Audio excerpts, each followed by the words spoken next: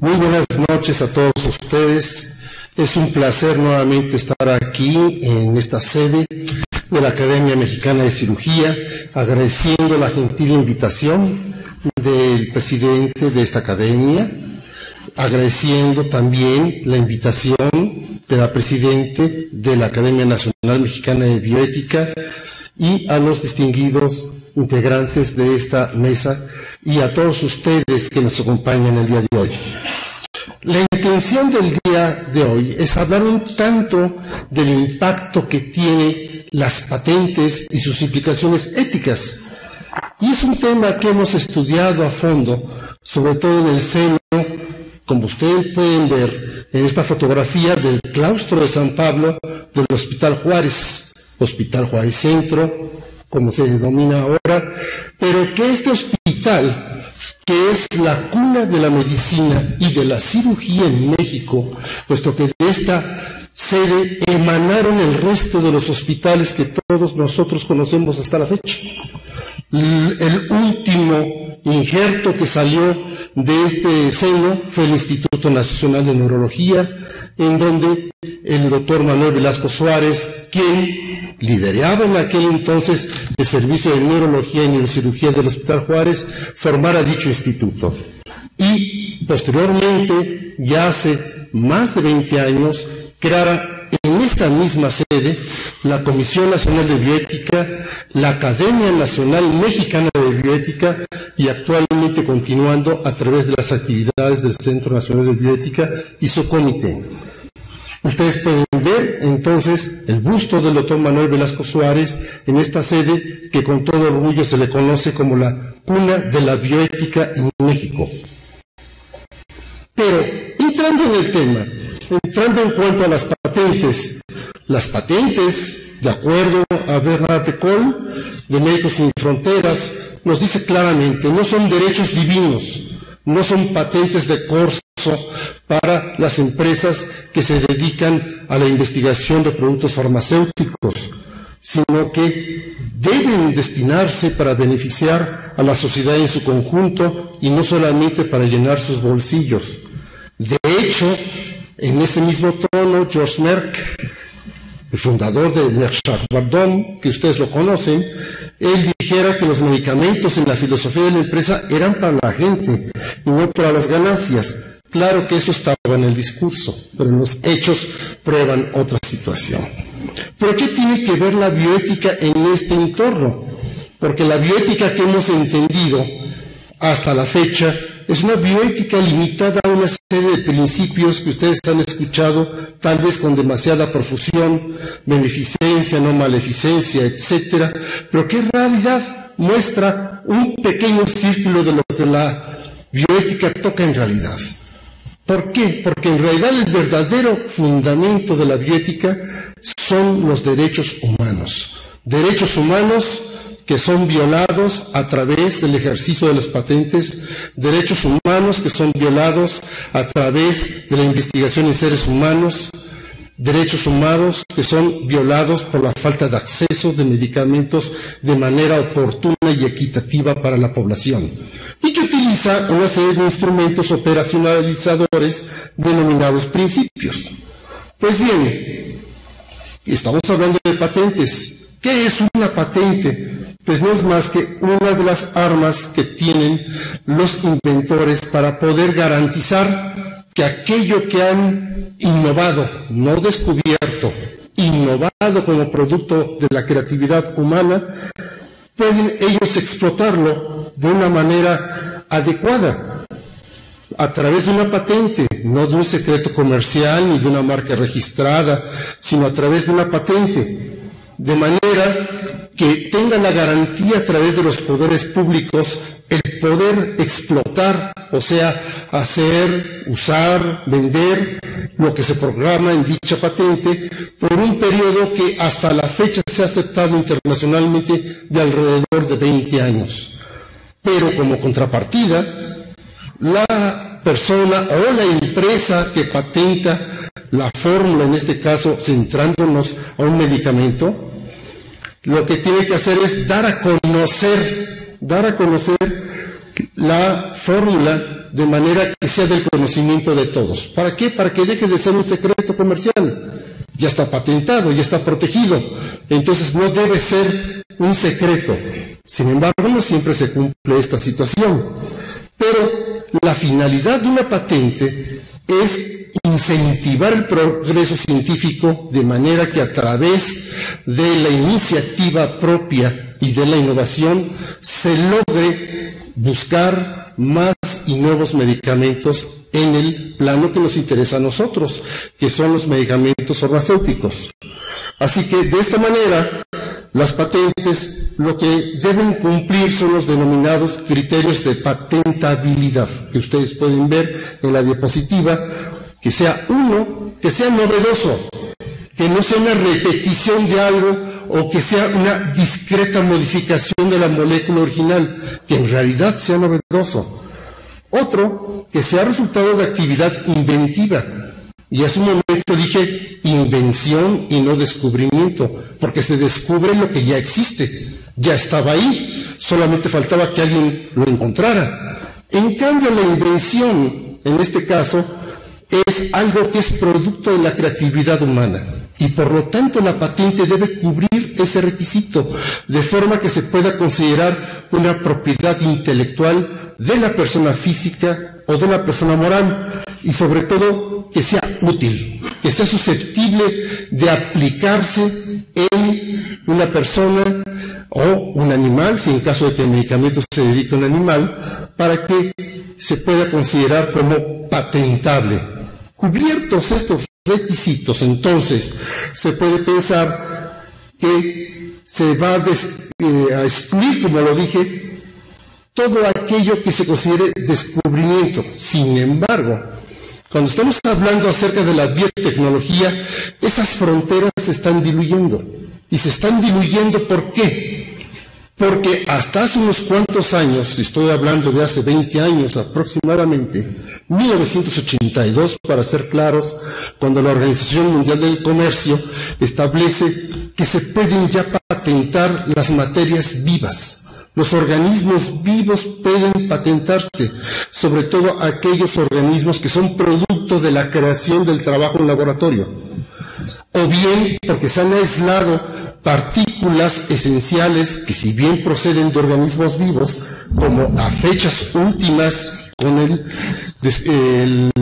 la decodificación del genoma humano, se puede patentar algunas estructuras, situación que obviamente ha sido motivo de una controversia fuerte, porque el trabajo de aislar las partículas genéticas conlleva un trabajo de invención, de creatividad humana, no es algo que en la naturaleza se pueda llegar a dar. Así, las patentes vistas en este aspecto han ameritado una vista muy importante por parte de los organismos internacionales, Organización Mundial de Comercio, y sobre todo el reconocer y precisar los derechos de propiedad intelectual, como ustedes lo pueden ver. ¿Por qué? Porque al explotar una patente, si el incentivo es el poder obtener una utilidad después de una inversión que se ha dado para el hallazgo inventivo de un nuevo medicamento, se tiene que equilibrar el interés público y los negocios privados de los fármacos. ¿Por qué? Porque a través de los fármacos lo que buscamos es poder dar una solución a problemas de salud importantes, y es por ello que es aquí donde entran en cuestión los aspectos éticos en cuanto a ello. Precisamente, como ven en el último párrafo, el problema de la epidemia de influenza que estuviera afectando a nuestro país recientemente fue un motivo de un escándalo internacional, porque la venta del Tamiflu fue precedida precisamente de la difusión de una epidemia que a ciencia cierta todavía no se ha establecido si estaba justificado manejarla de esa manera, pero que contribuyó a que se ganasen miles de millones de dólares para la empresa, que por cierto, uno de sus accionistas principales fue subsecretario de la Defensa de los Estados Unidos de América. ¡Qué casualidad! ¡Qué curioso! ¡Qué coincidencia!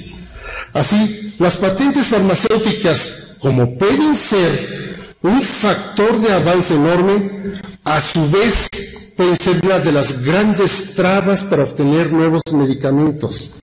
¿Por qué pueden ser las grandes trabas para la obtención de esos medicamentos? Porque al tener la patente, la empresa farmacéutica puede fijar los precios a discrecionalidad. Y eso se ha observado en los últimos 20 años con el incremento muy importante en los precios que los hace cada vez más inaccesibles a la población.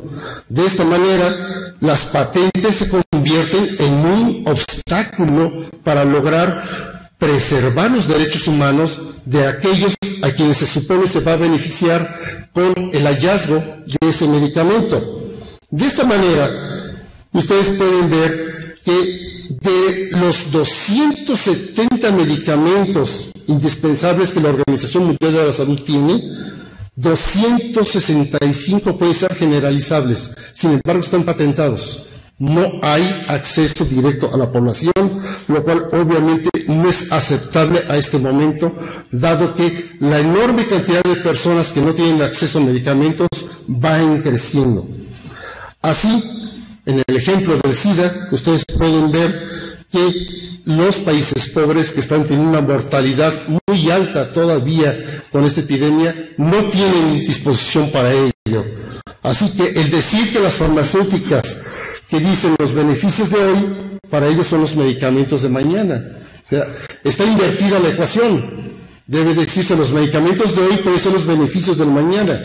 De esta manera, mediante este eslogan, 90% del mundo, de la población susceptible de ser beneficiada por medicamentos, está condenada a morir porque los medicamentos que se investigan no se destinan a las enfermedades más importantes que afectan al orbe: tuberculosis, SIDA, etc. ¿Por qué no hay medicamentos para ello? Pues porque no hay quien los pague. En cambio, sí hay medicamentos para la diabetes, para la hipertensión, para otra serie de enfermedades que se investigan para, en primer lugar, poder atender a las necesidades de los países que están financiando dichas investigaciones y al mismo tiempo beneficiar a ciertos sectores de élite o cierta población afectada que está en transición epidemiológica. Otro problema ético que hay en este aspecto de las patentes es la acusación que existe en contra de la industria de retocar viejos medicamentos, cambios discretos en su fórmula, pero que en realidad siguen teniendo el mismo efecto. ¿Esto es para qué? Para poder prolongar mediante cierto truqueo la vigencia de la patente y así poder mantener los precios altos del medicamento a pesar de que la molécula original ya sea accesible para que pueda ser un medicamento genérico o similar. Ejemplos de todo ello se pueden ver. En este cuadro ustedes pueden ver realmente cuáles son los debates en este sentido. La industria farmacéutica dice los estándares morales son difíciles de juzgar. Sin embargo, los estándares básicos están definidos en las constituciones y en las declaraciones internacionales. A su vez, la industria farmacéutica también menciona las autoridades de patentes carecen de experiencia o autoridad moral. Bueno, esto tendría una solución y esto es una acusación directa a los órganos de regulación. Y aquí en nuestro entorno, en nuestro país, precisamente el órgano de regulación sanitaria está severamente siendo cuestionado por la industria farmacéutica, a tal grado que recientemente tuvieron que liberar más de 250 patentes detenidas. Entonces, esta situación amerita también esta cuestión y que entonces debiera ser sustituido dicho personal por gente más experimentada y valga la expresión, por economistas o gentes que no tienen conocimientos previos en la salud. Las ideas morales cambian con más rapidez que la vida de una patente. Eso es un argumento de la industria farmacéutica. Sin embargo, si bien es cierto eso, también las ideas morales cambian con cierta rapidez y el poder adecuarlas a los cambios jurídicos o administrativos también es difícil. Y así yo podría ir ahondando, porque no quiero ahondar en el tiempo y quiero abusar de su paciencia. Esto está ligado, sobre todo, la patente, a un incremento sostenido en la inversión en la investigación en salud. Como ustedes pueden ver, de los 60 que se invertía alrededor de 2.500 millones de dólares, a la fecha se invierte más de 60.000 millones de dólares en investigación en fármacos. Y esto llevó a motivar que la FDA exigiese mayores evidencias de seguridad. Y entonces, ¿hacia dónde miraron? Hacia los países que tenemos una moral más light, una ética más light. México, Guatemala, Brasil, África, donde los comités son más light, sus órganos reguladores autorizan todo ello, y esto es un dilema ético que requiere ser mencionado y alzada la voz en ese sentido, porque en realidad esto fue lo que dio origen a los comités de ética en investigación.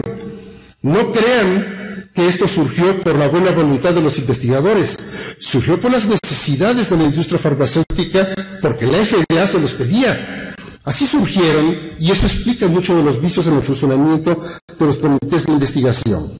Así que, en este sentido, aquí se resume lo que he estado diciendo. ¿Pero qué dice la FDA estos argumentos? ¿Realmente la FDA está sosteniendo la actividad en cuanto a patentes así nada más? Al contrario, sus evaluaciones son bastante rígidas y severas, y eso hace que señale que las bases utilizadas con base a sus investigaciones se consideren impuras, que los procesos de fabricación no cumplen con los estándares éticos y técnicos, que los comités de ética de investigación, sus resoluciones son cuestionables en más del 60% de los casos. Un hecho de gran gravedad que apuntala a lo que ya señalé previamente, y a que la publicidad, como ustedes lo pueden ver en los medios de información, no contiene información clara y suficiente. ¿Por qué dice la COFEPRIS? La COFEPRIS, como órgano regulatorio en México, su discurso es otro. Dice que la industria farmacéutica es bondadosa, que crea empleos con responsabilidad social, que los proyectos de investigación son confiables cuando son aprobados por los comités de ética, y que se reconoce, y como cuestión de alerta actualmente, la COFEPRIS está reconociendo que aquellos proyectos de investigación aprobados por la FDA en los Estados Unidos, por los órganos de regulación en la Comunidad Europea, en Japón, se reconocen automáticamente en nuestro país, sin ya mayor valoración. A eso le llaman incentivar el mercado. A esto se le llama, dentro del aspecto ético, proteger intereses de la industria farmacéutica. ¿Para qué? Para facilitar los procesos de comercialización. Y la Comisión Nacional de Bioética, ¿qué dice? Pues lo que dice el cuadro. Y con esto yo digo, dejándoles este mensaje.